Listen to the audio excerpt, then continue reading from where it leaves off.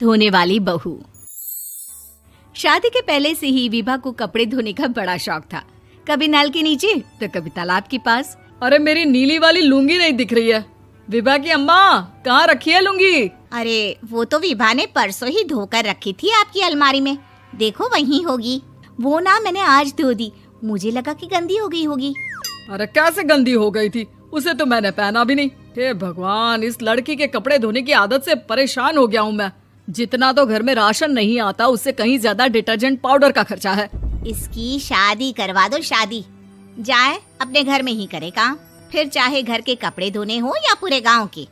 हाँ ठीक बोल रही हूँ, देखता हूँ मैं कोई लड़का। वो दिन भी आ जाता है जब विभा को देखने लड़के वाले आ जाते हैं। लड़की मुझे अच्छी लगी।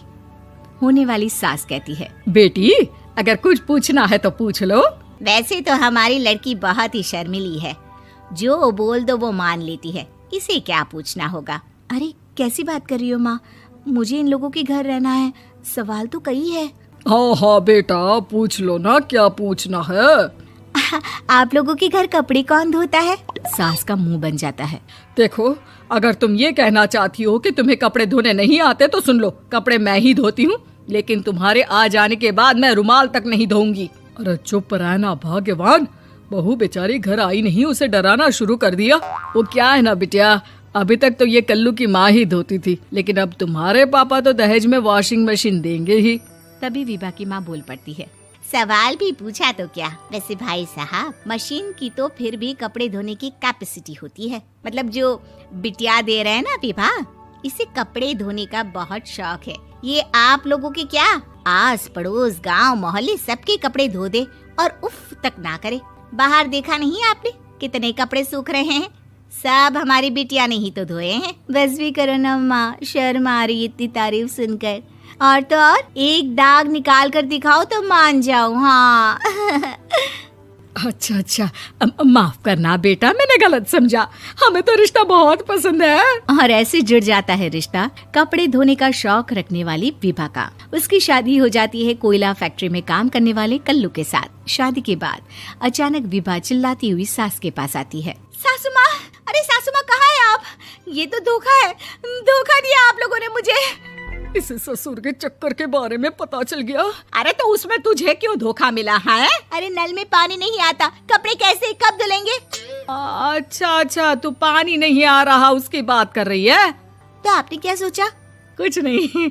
अच्छा, तेरी माँ ने कहा था कि कपड़े धोने का शौक है, तुझे याद आया मुझे। शौक बोलकर कपड़े धोने वाले मेरे जुनून को कम ना आके सासू माँ, कपड़ा धोना मेरा गुरूर है।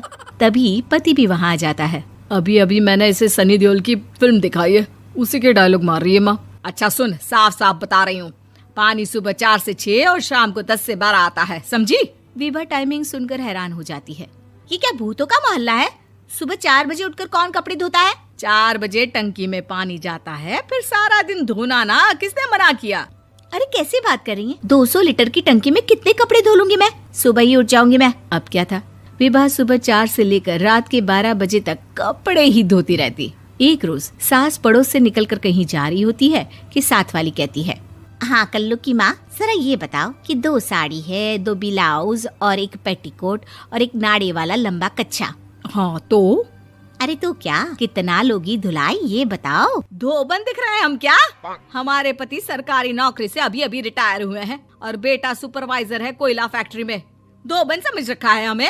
हाय रे कल्लू की अम्मा, माफ कर दो, वो तो मोहल्ले में यही सब बता रहे थे कि तुमने बहू को कपड़ा धुलवाने के काम में लगा दिया है। सास को पड़ोसन की बात सुनकर गुस्सा आ जाता है। वो घर पहुंचती है जहां घर के बाहर ही इतने सारे कपड़े सूख रहे होते हैं जितने कि किसी धोबन के घर पर। अरे ओ कल्लू की दुल्हन, बाहर निकल। माँ जी यहीं आ जाओ, बाथरूम में चादर धो रहे हैं हम। अरे अभी हम धोते हैं, तुमको बाहर निकलो। ये आस पड़ोस वाले बोल रहे हैं कि हम बहू से कपड़े धुलवा कर उसे कपड़ा धोने वाली बना दिए हैं।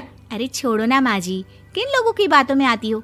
आस पास के लोगों का तो काम ही होता है कि वो किसी तरह सास बहू को लड़ा दे। बहू सारे घर के कपड़े धोती है, ये क्या कम है? बोलिए। सास को भी लग जाता है कि वो बहू का ये सनकीपन नहीं छुड़वा सकती, इससे अच्छा है कि खुद ही चुप हो जाए। एक रोज सास और बहू मंदिर जाते हैं, जहाँ सास की साड़ी वहाँ खड़ी भीख मांगने वाली से मिलती है। माँ जी क्या बात है, आपकी साड़ी उस भिखारन से कितनी मिल रही है ना? हाँ हाँ देखो तो दोनों की साड़ी मिल रही है। क्या बात है कल्लू की अम्मा, तुम खुद को तो अफसर की बीवी बताती हो और ऐसी सिंपल सी प्लेन साड़ी पहनकर घूमती हो। सिंपल और प्लेन नहीं है ये साड़ी। तो क्या सोने के धागे से फूल बने हैं? कुछ भी सासू माँ, कुछ भी। हाँ बने थे इस साड़ी में सोने के धागे से फूल। मेरे पति लेकर आए थे मद्रास से स्पेशली मेरे लिए 10,000 की। ताहे भाई साहब इस भिखारन के लिए भी सेम टू सेम साड़ी लेकर आए होंगे 10,000 की। सास उस वक्त कुछ नहीं कहती, लेकिन बहू के साथ घर आती है और अलमारी से एल्बम निकाल कर लाती है। ये साड़ी देख रही है, ये वही साड़ी है जिसे मैंने अभी पहना था।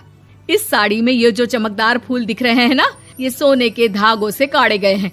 लेकिन तू लोकल वॉशिंग मशीन ब्रश से घिस घिस कर सारे फूलों को निकाल कर साड़ी प्लेन कर दी। मुझे माफ कर दीजिए सासू माँ। और तो और, जब मैंने तुझे तेरी गलती के लिए कुछ नहीं कहा, लेकिन तूने तो सबके सामने मेरा मजाक ही बना दिया। क्यों? बहू को समझ में आ जाता है कि अब से उसका कपड़े धोना बंद।